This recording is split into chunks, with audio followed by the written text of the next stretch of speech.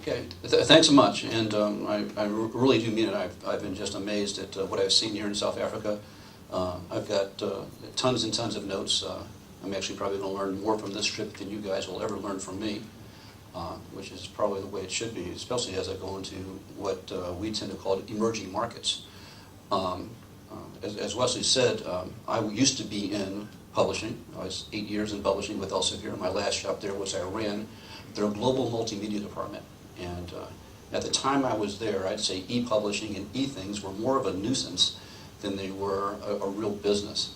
And it's been very interesting to see that the worm is turned, or I like to say the tail is now wagging the dog, as publishers I talk to, people I used to work with and butt heads with, now are very, very interested in what E means to them in an organization. So since I'm not from around here and don't really know everybody, who is a publisher or thinks they're a publisher or associate with publishers here, just so I know? Okay, so now I know what subjects to stay away from. SDP is Strategy and Emerging Technologies. What an interesting mouthful of a name.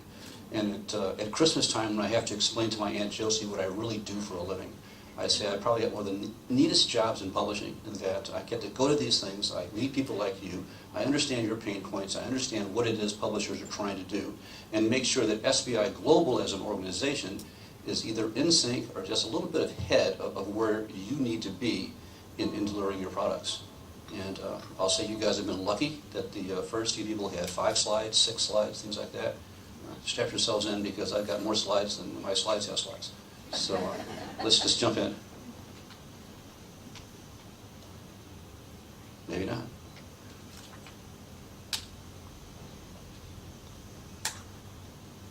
So this is kind of a rehash of what we just saw. Long ago people danced. But now, more happens because everybody is connected. Everybody has a computer in their pocket. They might think it's a smartphone or a dumb phone, but it's actually a computer.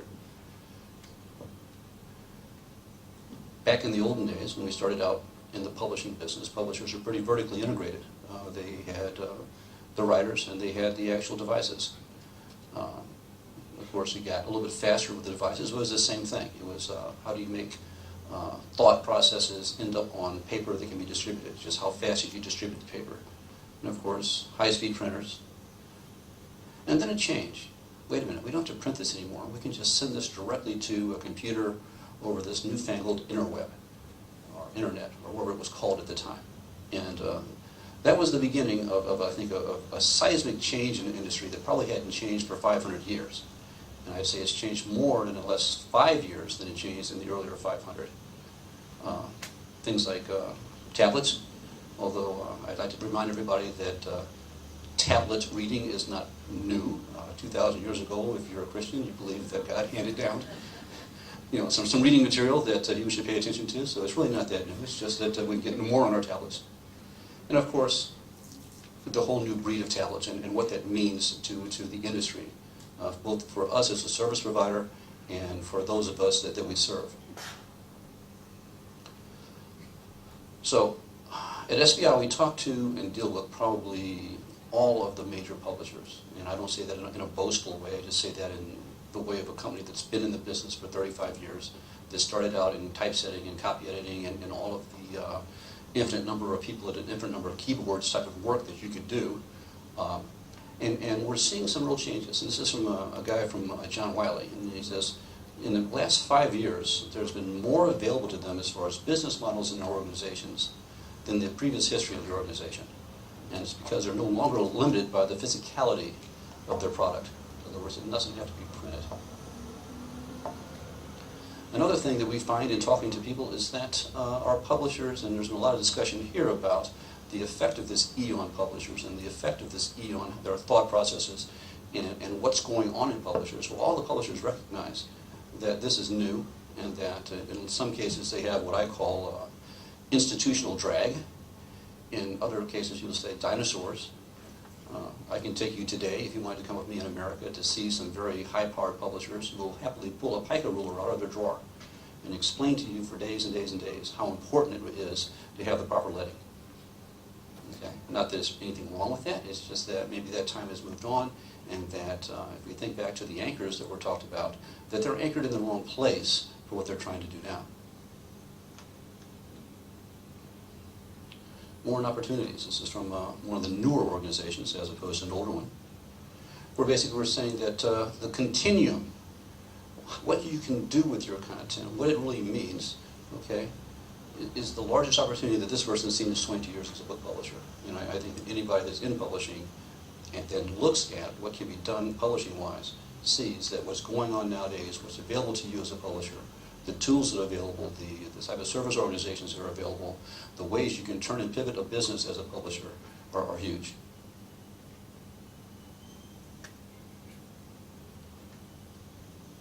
I'm going to apologize in advance because I'm going to show some facts and figures and numbers and things like that. It's going to be very Euro and American-centric. And it's just because we don't actually have the good data points that I'd love to have for Africa or for Brazil or for Mexico, but we're working on those.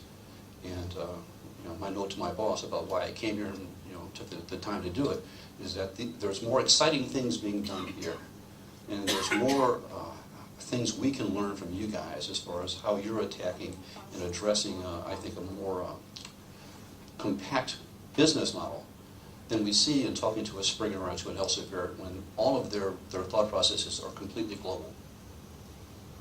So, look at the difference there. Most people's interactions for getting content now are screen-based. 90%. And if you're like me and still read the newspaper or magazines like that, only 10%. It's only going to increase. And as the new generation of what we like to call digital natives, everybody familiar with that term?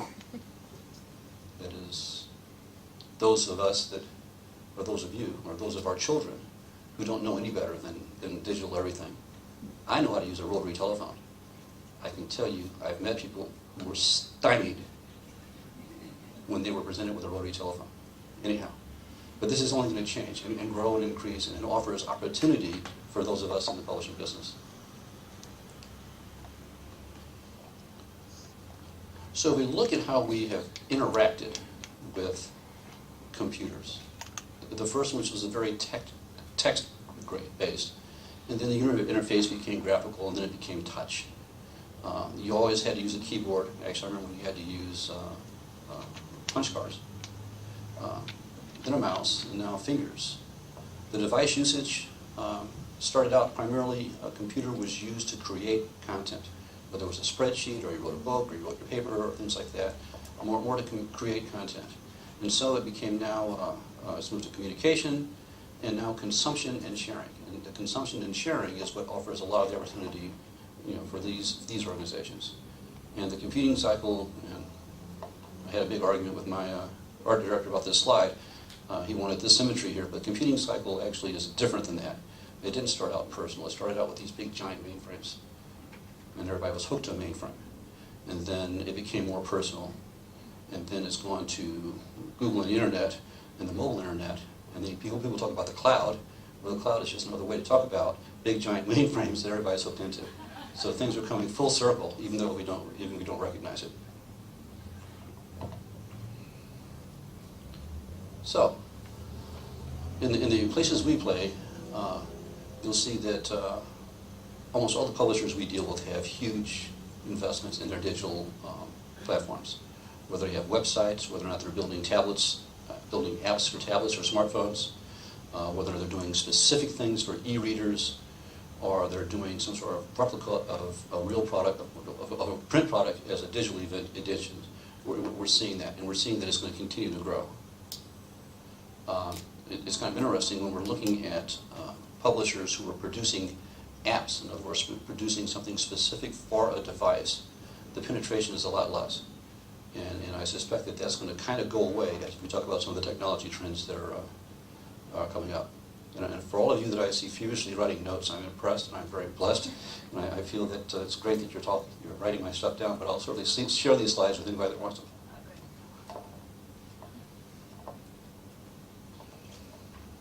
In the U.S. trade industry, they say that e-books are going to surpass printed books in 2017. I believe it's going to be a little bit sooner. digital revenue is already getting to the point where it can no longer be ignored, and is going to certainly go beyond what it is with print.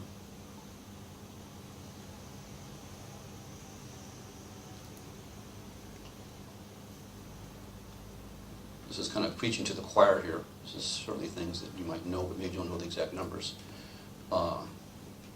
E-book readers prefer tablets. So we're going to see a movement from the Kindles and the Paperwhites to the tablets. And I think we're going to see this only increase as the price and the power of tablets goes down. 1 billion users on smartphones and tablets. 1.5 trillion digital transactions per month. Is that how many you do, Wes, in Samplify? Just yeah. You know, 1.5 domains are being measured over 172 companies. And of course, the obligatory pie chart of who's got what, and you can tell this is old because this one is probably about gone, at least.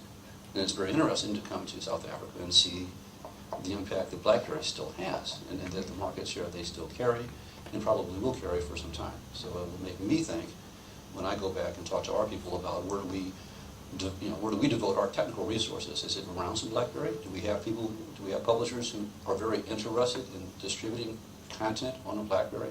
You know, we need to find out and make sure that we don't walk away from something that is very important.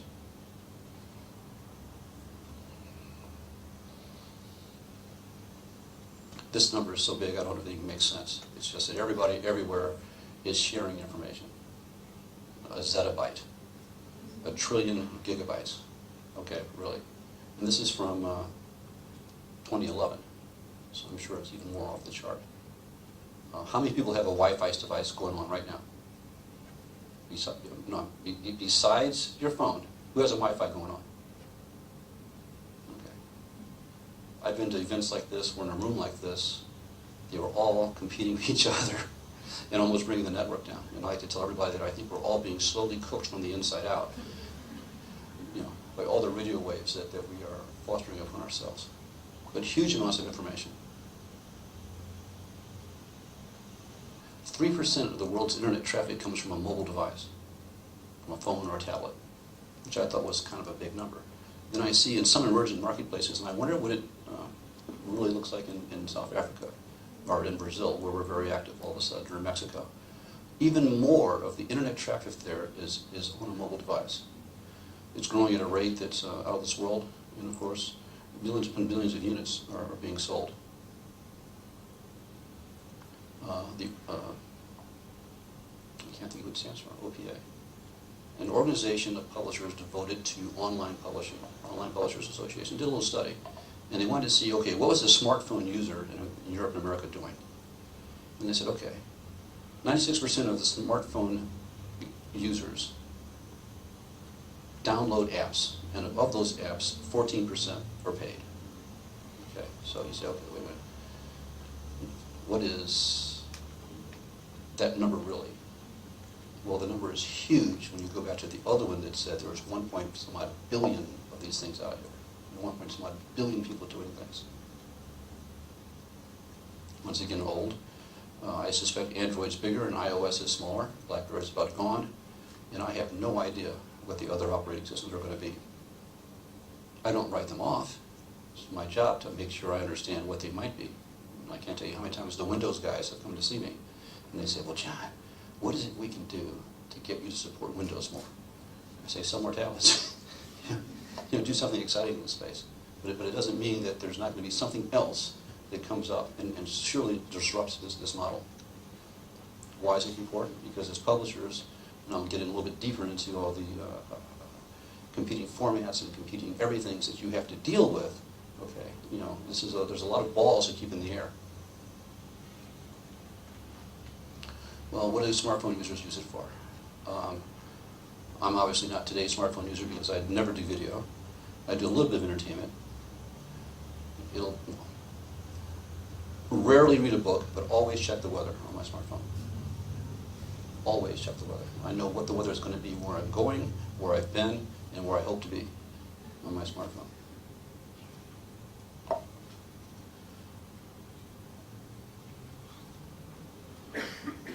I have problems with this because this is saying that people prefer to use their smartphones for things like reading over tablets. So since I don't have any way of investigating their methodologies, I'll just have to go with this is what the Online Publishers Association came up with. And this shows that what they found is that the smartphone user is a multi-device user. They didn't just have a smartphone. They have a smartphone, they have a computer, they have a tablet, they might have a laptop. And what that means to content publishers and distributors, and Wes knows as well, is that maybe I might start reading the newspaper in the bus on the way home to work, get to work, and pick up where I left off on my desktop. Finish something else on my laptop. So now we have 3 different ecosystems that have to talk to each other and know that I'm authorized to get your content. Not just one tablet, not just one PC, but some way of making sure that a number of items know that I'm allowed this content. They also looked at the tablet users, and they said 74% use the tablets daily. Okay, I don't know what the other 26% are doing, because everybody I know that has a tablet uses it daily. 98% of people with tablets watch short-form videos for news and entertainment. I think that carries back over to the handhelds as well. Here's where it gets interesting. Paid apps accounted for 23% of all the apps that were downloaded. Now, some of them are $1 apps, some of them are micropayments for articles, some of them are Angry Birds, but it's a lot. And it turned out to be, $2.6 billion with the B of apps sold. That is a significant percentage of all publishing sales if you look at books. The tablet users are like the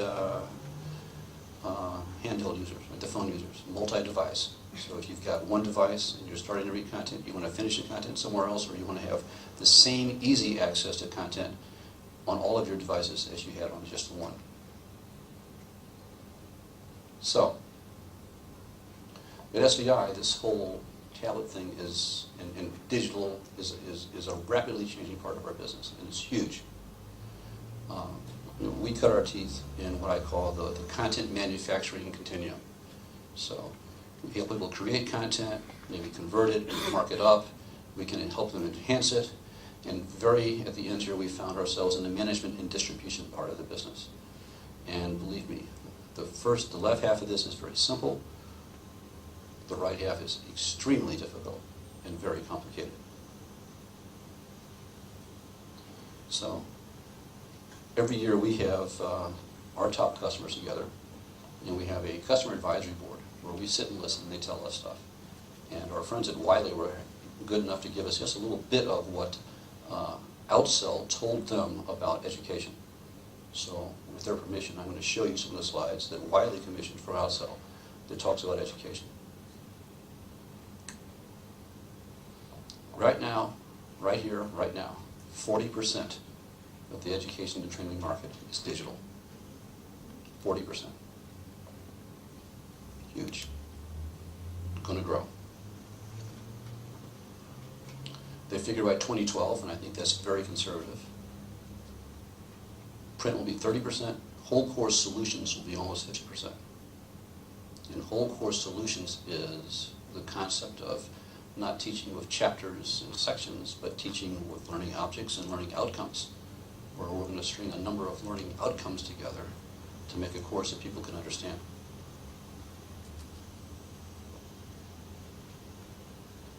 Print will remain important, but its share is shrinking, and therefore its importance. And I'll say that just maybe 3 years ago, I was at a customer event, sitting with an editor that was very, very active in the e-world. And we were saying to this editor at dinner, I said, of all the editors I deal with, this is so refreshing to be with someone like you that is so active in E, is understanding E, that is promoting E within your product lines, within your various disciplines, things of that nature. And this editor looked at me and says, E, this involvement in E is going to earn me my bonus this year. And I was like, oh, that's cool. And And of course, they slapped me back by saying, but books is going to pay it. So my friend author who is fighting with publishers, believe me, I felt your pain. The publishers have competition, and from competition from everywhere. From the Khan Academy, from virtual learning, from who knows what. Changing how people are going about the whole business of educating. Changing concepts around education. Changing methodologies of educating. Changing ways of measuring education. Just think, with your content in a proper learning management system, give me a couple of years and I can tell you how effective your content is in training because it cannot be traced. What does this mean? Wow. All kinds of things are going to change in the education and training market. From teaching styles, to how the content is created, to understanding more about learning styles, to the whole architecture around how content is put together to be teaching or teachable content, to how you assess it, and to the whole pedagogy of how content is put together for instructors and for learners. And it's no longer an insular market. It's kind of interesting. A lot of these publishers think they have critical mass and that nothing's going to displace them in their marketplaces. But I tend to believe, and I've seen, that the challenges to the Pearsons and the Macmillans and the McGraw-Hills and the Elsevier's, not one of those is going to knock the others out. It's going to be someone that's unheard of right now, sliding into their space, taking advantage of the digital revolution, taking advantage of all the tools that we have available to ourselves now to operate in this space. I'm going to talk a bit more. I think there's some slides here to talk about a MOOC. How fast this has grown. A massive online open course where educators of their own free will give content to teach a course that's available for free to people. The efficiency, the efficacy of these courses hasn't been proven yet, but if you look at how they've grown and how that they are attracting money, how they're attracting users, it can't be ignored. And of course, this is an unreadable eye chart, but basically they tried to point out who is where looking at these MOOCs, with the U.S. leading the way, and then Brazil and India actually the next two.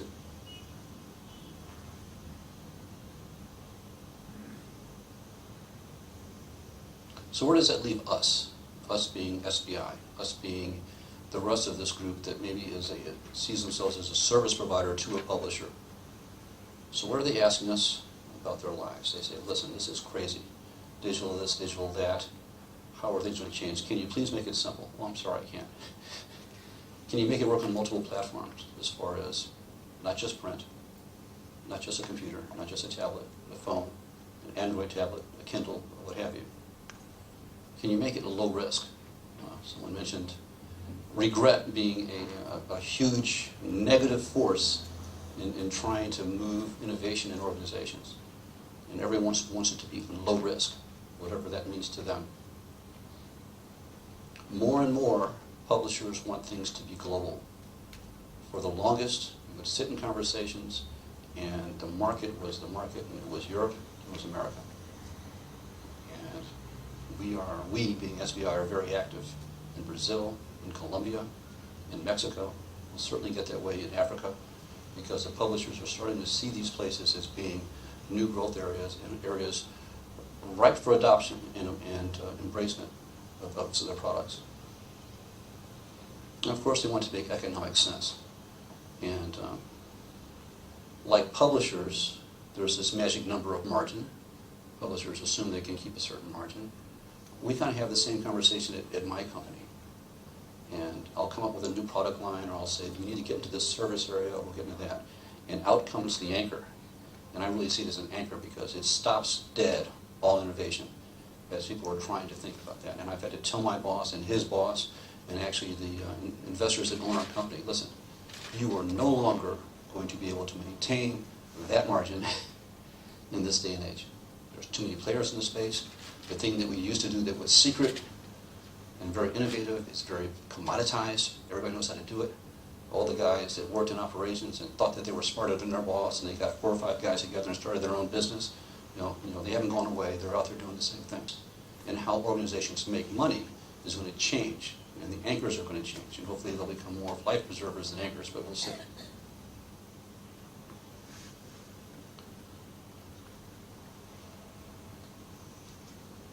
When we talk about what we do for publishers, we help them create content. So in some cases, we actually author content. We help them copy edit this content. We'll lay it out and we'll make it look pretty with design. We'll put it in InDesign and we'll output a PDF. From that PDF, we'll convert it. Well, this dirty little secret in our business is that we get to convert it 4 or 5 times. Because what works for EPUB 2 may not work for EPUB 3. What works for a PRC may not work for a MOBI. What works for an enhanced EPUB may not work for HTML5. Oh, but wait, it gets better. What works on some Nook devices with some Nook formatting won't work on other Nook devices. What works on some Kindle devices with some formatting won't work on other Kindle devices. So the publishers come to me and they say, oh, John, we want to put this book digital. We want to break it up into chapters. We want to sell these chapters. What do we target? Does it need to be a EPUB 2 or EPUB 3? Does it need to be the new EduPub standard? Does it need to be what? I say, listen, I can't tell you that. I can tell you how to get there once you've made that decision, but you need to know your marketplace. You need to know who has what device in your target market. You need to know what is going to provide some pull for your content so that you can target it. The last thing I want to do is tell somebody, yes, you absolutely need to go into MOBI format and make a gazillion of them, and then 6 months later, they find that they're not selling that, and then they have to make it into iApple. Of course, our salespeople will happily go in there and do that, but it's important that the publishers understand what it is that their proposed consumer has available to them as far as being able to consume their product. And believe me, I sit with a lot of high-power publishers and a lot of high-power places, and they have no clue how customers are really going to consume their product. They have a lot of hopes. And I go back to my Elsevier days, and I was telling everybody at dinner last night, I wasted a year of my life putting medical textbooks, think about what's in a medical textbook, onto the old PDAs. Only to find out nobody, absolutely nobody, wanted to read a medical textbook or to try and do point of care out of a medical textbook on a PDA. So all the page spreads that I changed, all the bulleted lists that I changed, all of the tables that I changed, a lot of work for nothing. I hate to think how many millions of dollars were spent doing that. Why? Because at the time, this organization really didn't understand what it is their customers wanted. Ooh, now we have all these powerful devices, not just books. We have powerful devices. We have handheld computers that we can display our content on. I call it the shiny objects theory. Everyone can do animation, everyone can do interactivity, everyone can do all these things, so they feel it has to be done. And don't let your competitor do a book with interactivity and you don't have a CD-ROM that supports it, or you don't have an online component that is just as interactive and the world spins around and you can take the heart apart and you can do all that. But what do publishers forget? When they talk about these things, animations, videos, citations, geolocation, quizzes, interactive exercises, okay? They've got their own production cycle that is sometimes even more arduous than the book itself. And the bane of my existence at Elsevier, and if Elsevier was sitting right here, I'd still say this because I know it's true, was late and incomplete content. Late and incomplete content. Why? Because authors wanted to exert control over their books. And why a commissioning editor would believe that author A, who was always late with his content, would have time to write all of the interactive exercises for that book so that it could be published with this book at the same time escapes me.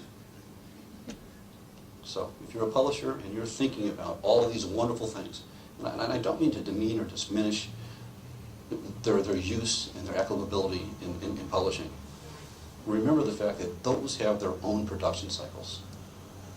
And if you go back a few slides where I talked about some Kindles work this way and some work that way, some devices work left, some devices work right, what do you do with your whiz-bang product on a non-whiz-bang delivery platform. The technical term, which I really like, is graceful degradation. How do you change the movies into still images or into a slideshow? You know, how do you do something with that wonderful 3D animation that allows somebody to take their heart apart that still makes all of the effort you put into that worthwhile? And guess what? That's just another layer of complexity in what was already a tremendous number of balls in the air.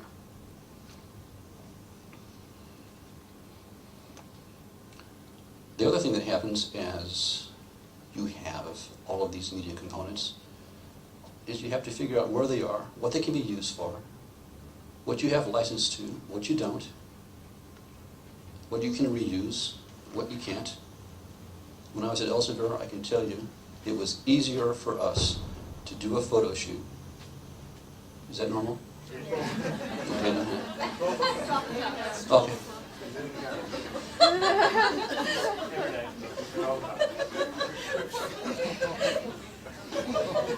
None of you guys got up and ran, so I was the only one that looked surprised. Yeah, so, it's like the old joke, the bomb technician has the thing on his back saying, "I'm a bomb technician, if you see me running, try and keep up." It was easier for us to do a photo shoot of a baby getting its blood pressure taken for the bazillionth time than to find that same image in our library. Why? Because we just churned out content. Man, we were the best. And it's not just Elsevier, it's Pearson, it's McGraw-Hill, it's Macmillan. It's everybody you that's a publisher knows you have this problem. You can churn out content, but once it's churned out, you've pretty much forgotten where it is, and you've lost track of it. And as we move into the digital world, and these digital assets become more and more important, boy, oh boy, somebody in your organization needs to be paying attention to this.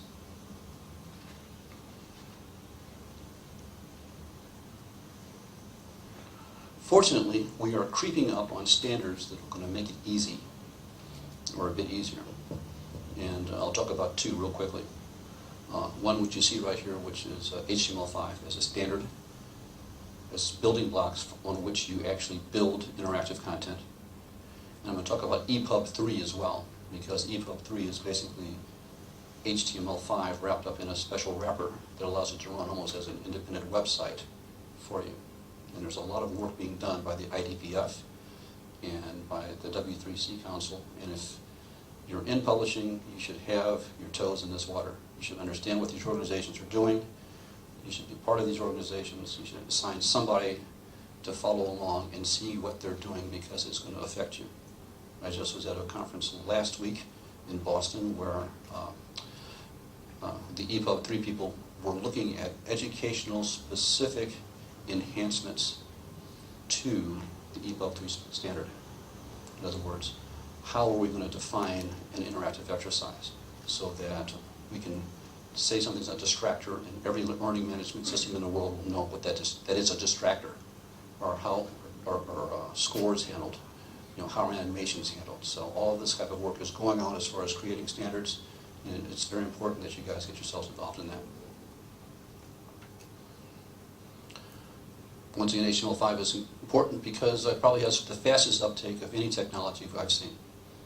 Almost everything, everywhere, does a pretty good job of running HTML5. I don't want to get too bitsy and bitey on you, but just like no publishers might know the letters XML, you should know XML, like HTML5 as well. You should know what this is about and how it can be leveraged in your organizations. And if not you personally, somebody in your organization should be able to give you good guidance on that. Or you should have a good vendor that can help you with that.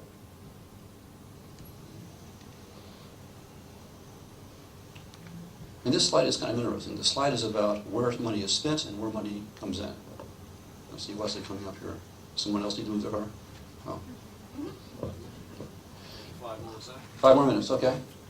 On the manufacturing side, everybody is pretty familiar with what you have to do there. You have to do your basic content production. You have to do some conversions maybe. Hopefully, if you're converting to an electronic format, you're doing QA.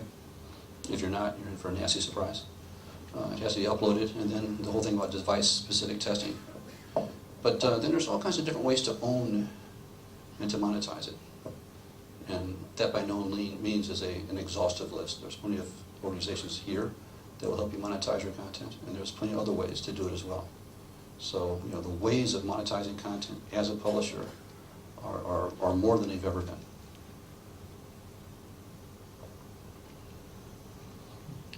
Like I said, we got into the distribution business late, and knowing that we're not the smartest people in the world, we found a good partner to help us do that. Because where we came from, if we were going to help our customers distribute their content, we needed these kind of things. We needed a big warehouse, and we needed trucks, and we needed forklifts and pallets to move all that paper around. Well, it's a little different now. You don't need all of that. You need some smart guys, and you need some powerful hardware, and you are in the distribution business.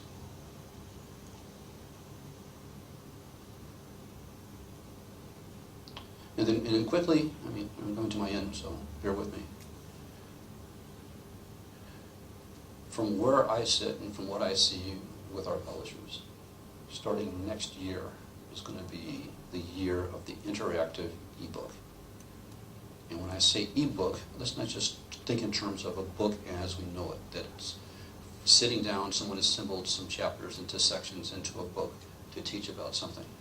What we're seeing more and more is people assembling, I mentioned it earlier, in the teaching world or in education, learning objects. So this is a learning object that can be strung together with another learning object. It may be a disassociated learning object from a completely different discipline. And because you have the digital world, because you've got good digital management, you're able to put these things together and come up with products by slicing and dicing your content in ways you never thought possible.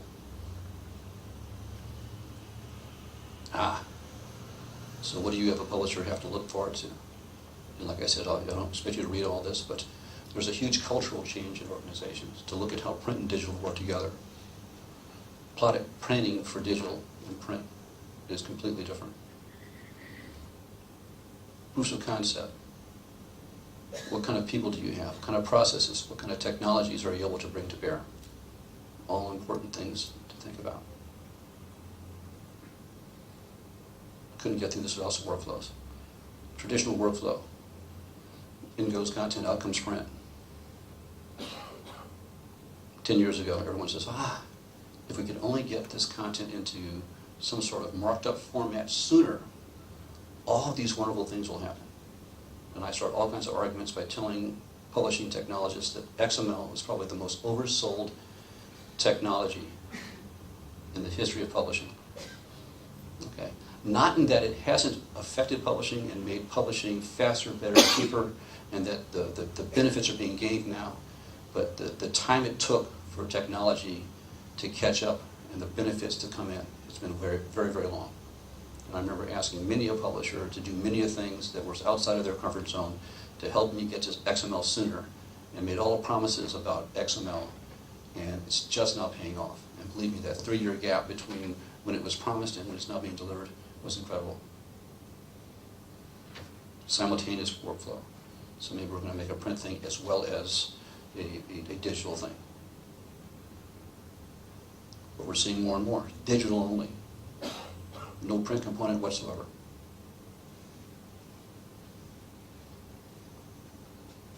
And of course, everybody's dream, and I think it's just that, some sort of unified approach, which is a magical workflow that you can use that allows you to choose at any point within this workflow that you can have a digital product or a print product. Well, it can be drawn out, but to actually do it requires a ton of compromise. And in areas some people may not want to compromise. Don't forget we have all these anchors laying around. And then finally, and I'm really down to the end here, this is what we're hearing more and more from our publishers, is that they're not making pages. They're making content which is going to be organized into some sort of end product. And at our customer advisory board, we had Elsevier there, we had LexisNexis there, we had Springer there, we had Wiley there, we had Pearson there, we had HMH there. One of the questions that came up amongst the publishers, and I didn't throw this grenade, they just started it themselves, they said, wait a minute, are we actually in the software business? And I said to some of them, listen, I know for a fact that this one product that I work on for you, that what your customer receives exists only as a response to a query that they've sent to one of your databases. We grab it, we read that query, we grab the right content, we assemble it, we display it to the customer, and it's gone. That one instance of content for that one customer from your database of content. Are you in the software business? You better believe you're in the software business.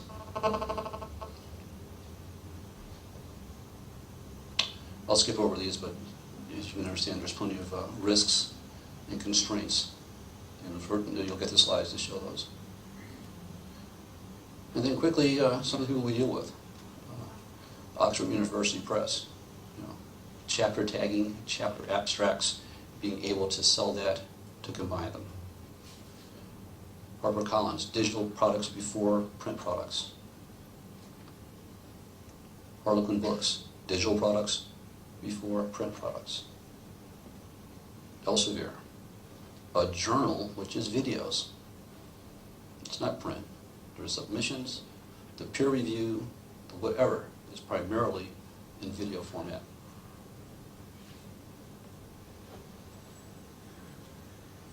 And of course, the past doesn't buy the future has to be built.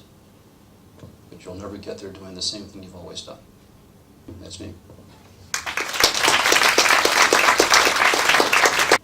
Stats from the independent self-publishing firms like Amazon's Create Space, Lulu, and Author House. Do you work with those kind of firms at all? Yes, we do. We work with some of the self-publishing houses, yes.